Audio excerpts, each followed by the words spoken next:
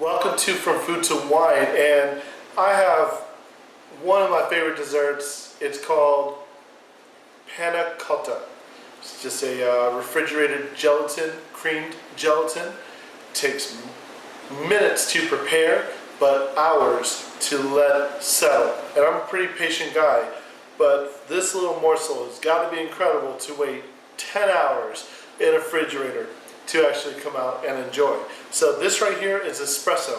So when I was making this, I was just thinking, okay, well, I mean, I started putting this together like 7 in the morning prior to the video being filmed the night before. And I was like, all right, so what am I going to do? I'm going to put together, all right, I already had 2 cups of coffee. And then I was just thinking, all right, well, you know what? I'm just going to make it like an espresso. So I had espresso grounds. I had to be careful not to get too much of a caffeine attack, you know, where you're feeling all loopy from all that caffeine you're getting. And then how I put together, it literally takes like 10 minutes. So you take a saucepan, you add milk. Remember, the ingredients will be at the end of the video. So you take milk and gelatin, a little teaspoonful, and then you dissolve the gelatin in heat, lower the heat, and then you add the remaining ingredients like heavy cream, sugar, espresso grounds, and then you just whisk until the sugar and the gelatin are completely dissolved, and then you just pour it in. And I put them in the little cupcake aluminum foil sheets, so I don't like to eat too big a dessert, so these little miniature puppies right here are just good to go for me. So, you know, it just takes 10 minutes to prepare, but then you put it in the oven, you put it in the refrigerator, and it needs to sit there for 10 hours. And you'll know it's ready because if you take a knife and you poke at it, and it's clean throughout, but if it's still mushy in the middle, it may go bad because we didn't add enough gelatin. Just keep that in perspective tonight when you're watching this and when you're actually cooking it in the future. So, when you finish the 10 hours of waiting, you pull it out, and then you just take the knife and you just cut around the edges, and then just take a plate, put it upside down, top side down, over the aluminum foil, and flip it upside down. And then on top, you'll see a little bit of it'll be resting on the plate first of all, and then you'll see a residual excess of espresso that's sunk to the bottom. Now it's on top. Now you have a little bit of a beautiful presentation of this panna cotta. Oh God, I love this. So I gotta try it. I wait way too long.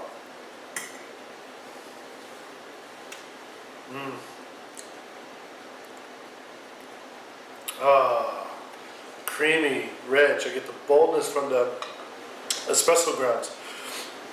Sweet, but not overwhelmingly sweet, because the espresso really stands out. This rocks, and the gelatin completely holds everything in. I mean, you can just stab it, and it's still clean. So it holds up quite nicely. It should be a little bit of a jiggled presence. So I want to order some wine with this. So I was thinking, all right, well, I got a creamy texture. I got espresso ground, so there's a little bit of acidity to it. You got the sweetness there. First thing I thought was, well, let's just do a soft red wine.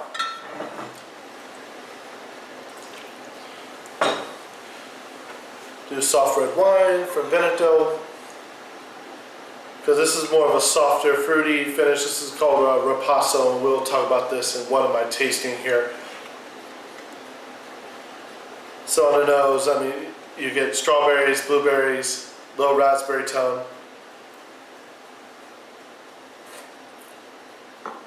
It's acidic, it's tart, but the alcohol is very low.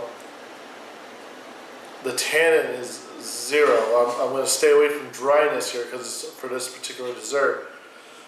And let's see what it tastes like.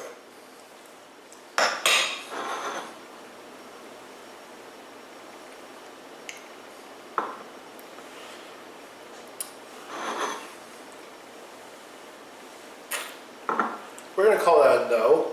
So the acid was too much for the subtleness of this dessert.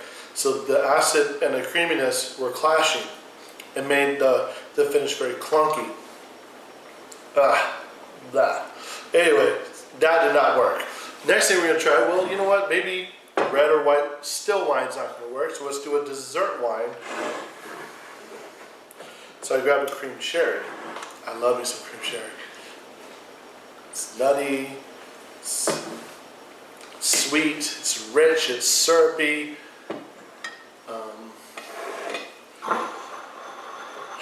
We're going to give this a shot here. So definitely on the nose, I mean, there's toffee, there's caramel, there's walnut, almond. The acid's much less compared to this red wine here that I first tried. It's sweet, it's full. I do get a little bit of a walnut tinge at the finish, so let's just pair it real fast.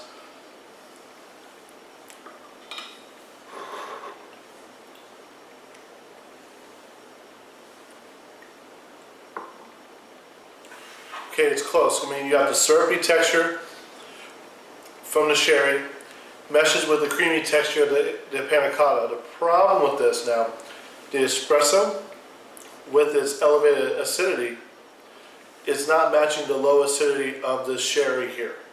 So now it's like, damn. I mean, I had port, but I gave it away. I do a no wine left behind campaign for friends, but that's another subject for another day. So I'm thinking wine is not going to work with this. So final opportunity here.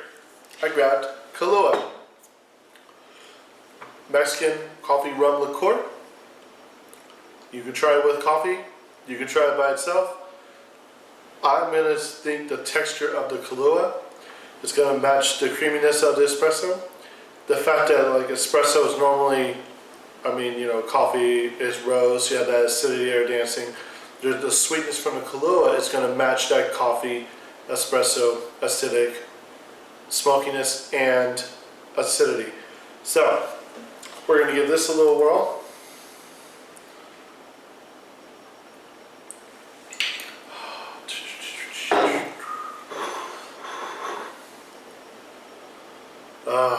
That just smells so good. So I grabbed a French vanilla style. The regular Kahlua can definitely work just as nicely.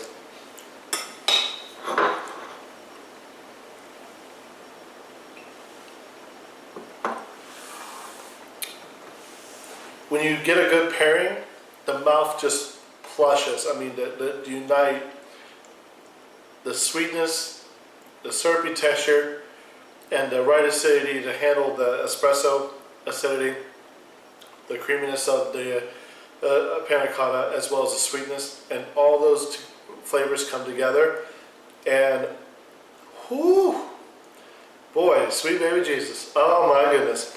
All right, yeah, we're done here. So just look in the back of the video, at the end of the video, and you'll see the recipe how to make this. Please go grab some Kahlua. Please enjoy this espresso panna cotta, and let me know what you think at mario@lunamario.com. And this is from food to wine. I can't even get the words right. This is so good.